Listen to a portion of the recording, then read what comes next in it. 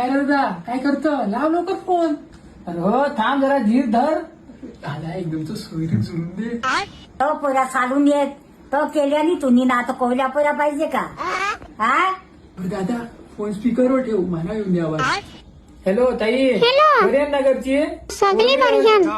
मी काय म्हणते ती आपली पोरी भांगील ती तिची कधी बोलणं झालं का हा तुझं? झालं बोलणं.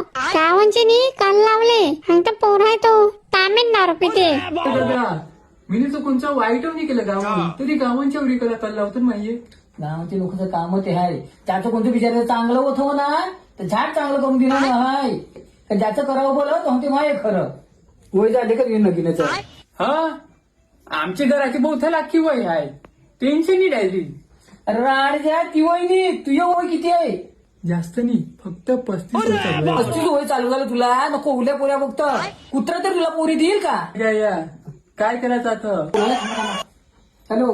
हॅलो मी जमा सांगतो पोराची ना गावान जाम लफडे यान पोरांग तर लफडे बहादूर आहे. काय?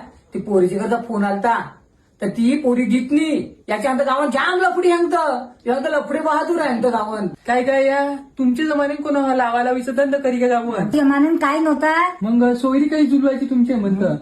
सासू सासरा आया बापा होता तो जाऊन बघून ये असा मी सोयीत झुजून नेत.